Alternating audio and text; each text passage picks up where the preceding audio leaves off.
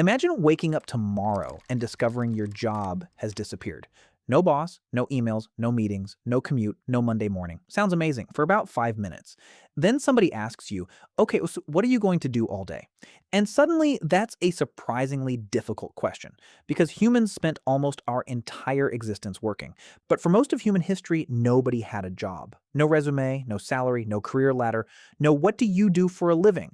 So here's the strange question. If ancient humans worked too, why did we invent jobs? And no, the answer isn't that our ancestors spent the day lying around a campfire eating berries. They hunted, they gathered, they made tools, they prepared food, they built and repaired shelters, they cared for children, they collected fuel, they learned the landscape, they passed skills from one generation to the next. Some of those tasks could be exhausting and dangerous. And depending on the environment, season, group, and what you count as work, estimates of daily labor vary enormously. So let's throw away the romantic version for a moment. The really interesting difference isn't necessarily how many hours they worked, it's what their work was connected to. And that's where our story begins. Picture an ordinary morning. There's no alarm screaming at you, but there's also no supermarket, no electricity, no delivery app, no convenient little button that makes food appear at your door. If food is needed, someone has to find it. If a tool breaks, someone has to fix it. If the shelter leaks, someone has to deal with it. If firewood is running low, somebody gets more. And here's the important part. Nobody has to call this work. It's just the thing that needs doing.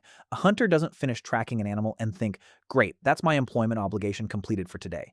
A parent doesn't look at a child and think, unfortunately, childcare isn't in my job description. And the person making a tool isn't thinking about career development. The boundaries are completely different. Work is inside life, not a separate box that life has to fit around. And that sounds like a small distinction. It isn't. Because once humans started changing how they lived, that distinction became the foundation for almost everything that came after. Here's the weird part. The first job probably wasn't a guy in a suit saying, "Congratulations, you're hired." There wasn't even a suit. The transition happened much more slowly. And it starts with something that sounds completely harmless. Agriculture. Around the end of the last ice age, some human communities began settling more permanently and relying increasingly on domesticated plants and animals. At first, this seems like a brilliant idea. Instead of constantly following resources, grow them. Instead of finding food every day, store it. Instead of moving with the seasons, stay. And farming really did make larger populations and more permanent settlements possible. But farming came with a strange new feature. Investment. Once you've planted a field, you can't casually walk away. You've put time into it, you have to protect it, maintain it, harvest it, store the result, and now you have something that can be accumulated, surplus. And surplus changes the economic game, because if you produce more food than you immediately need, someone can store it. If it can be stored, it can be controlled. If it can be controlled, it can be owned. And once things can be owned, you can have inequality, you can have wealth, you can have people controlling resources they didn't personally produce. And now we're entering a completely different world. Because here's another thing surplus allows. Not everyone has to grow food. One person can become a potter, someone else can become a weaver, someone else can make tools, someone else can build, someone else can trade, someone else can fight, someone else can organize. And this is where civilization gets incredibly clever. Imagine having to make everything yourself. Your clothes, your tools, your shelter, your food, your containers, your weapons, your furniture, everything. Now imagine a society where one person specializes in one thing and exchanges it for 10 other things made by 10 other people. Suddenly, one human can access an enormous amount of knowledge without personally mastering every skill. That's specialization. And it is one of the greatest productivity inventions in human history. But it creates a new problem: dependency. The potter needs food, the farmer needs tools, the toolmaker needs materials, the builder needs workers, the trader needs roads, and eventually, everyone needs everyone else. So humans need something new: coordination. And that's where the story gets much bigger. Once communities become large enough, just trust everyone stops being a particularly sophisticated economic system. You need rules. You need ways to record things. You need ways to settle disputes. You need ways to organize trade. You need systems for property. You need taxation. You need authorities. You need administration. You need institutions. Cities grow. States emerge.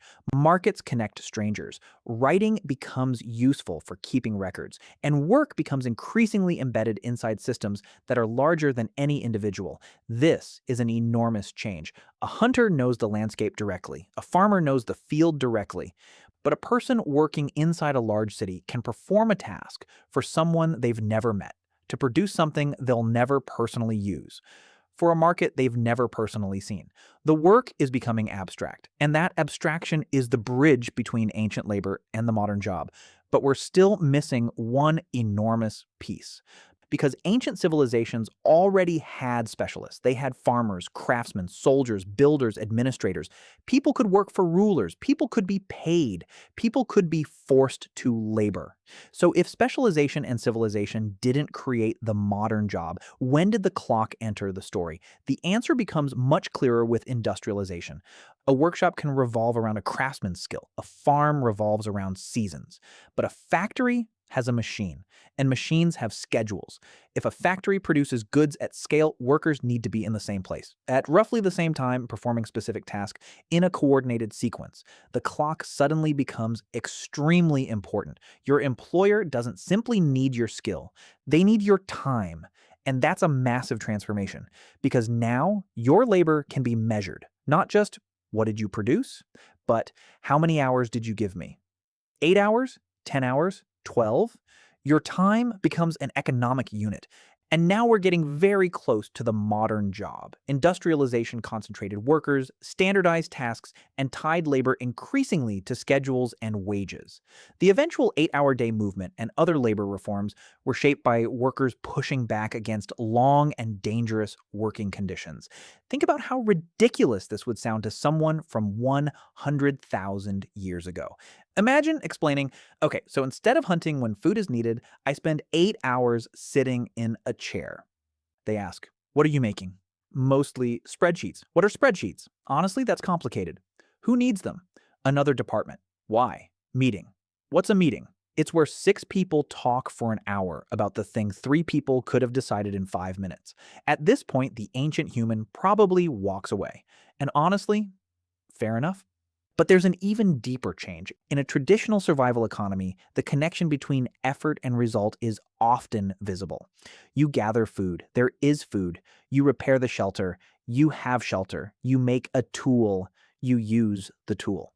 Modern wage labor can separate those things. You perform a specialized task, someone else owns the organization, someone else manages the next stage, someone else sells the final product, someone else consumes it, and you receive something increasingly abstract in return: money. Money is incredibly useful. It lets millions of strangers cooperate without personally knowing each other. But it also means your work no longer has to produce something you can see.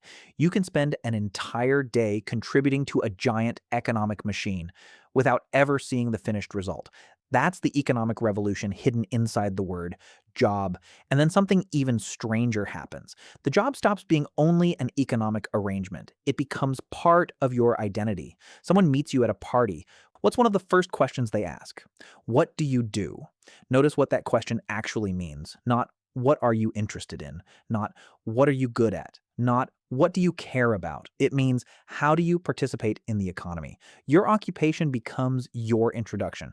Your income determines your lifestyle. Your job determines your schedule. Your career determines where you live. And eventually, losing the job can feel like losing your place in society. That's a very recent psychological situation compared with the enormous span of human history. And it may explain why the ancient human videos trigger such strong reactions.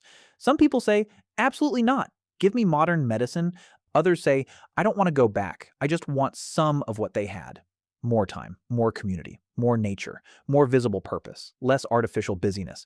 That distinction appears repeatedly in the audience discussion. Viewers often reject returning to prehistoric conditions while still expressing nostalgia for stronger community, outdoor time, and a clearer connection between activity and purpose. And maybe that's the mistake we make when we compare ancient life with modern life. We ask, which lifestyle was better? That's almost impossible to answer. Ancient humans faced disease, injury, hunger, violence, and environmental uncertainty. Modern humans have medicine, sanitation, electricity, technology, food systems, and unprecedented material abundance. We don't need to choose between a cave and an office. The more interesting question is, what happened to the relationship between humans and their work? Because our ancestors didn't necessarily work less. They worked differently. Their work could be physically brutal, but it was often embedded in the immediate needs of their family, group, and environment. Then agriculture made work more tied to land and seasonal investment. Surplus created accumulation. Accumulation enabled ownership. Ownership intensified inequality and economic control. Specialization increased productivity, but also dependency. Growing societies required institutions. Markets connected strangers. States organized larger systems. Industrialization put labor on the clock. Wage labor turned time into something that could be purchased. And eventually, the job became an identity. That's the chain. Not ancient humans were free and modern humans are slaves. That's too simple. The real story is much more interesting. We became extraordinarily productive by making work increasingly specialized, coordinated, and abstract. And the price of that productivity may be that fewer of us can see exactly what our work is for. So go back to the question from the beginning. Imagine your job disappears tomorrow. No boss, no emails, no meetings, no salary. What would you do? Maybe you'd panic. Maybe you'd sleep for 3 days. Maybe you'd finally learn guitar. Maybe you'd start a garden. Maybe you'd spend more time with your family. Maybe you'd build something. Maybe you'd simply sit outside and discover that you don't actually need every minute of the day to be productive. And that brings us to the real question. Not, what did ancient humans do before jobs? But when did work stop being something we did because life required it and become something life had to fit around? Because humans didn't invent work. Work was always there. We invented agriculture. We invented specialization. We built institutions. We built markets. We built factories. We built economies capable of coordinating millions of strangers. And eventually, we invented the job. The job gave humanity enormous power, but maybe the next step isn't destroying it. Maybe it's figuring out how to keep everything civilization gave us without forgetting the thing that came before the job. Work can give life meaning, but a life shouldn't have to exist just to make room for work. Because the strange thing isn't that ancient humans had no jobs. It's that for most of human history, they never needed one to know what their work was for.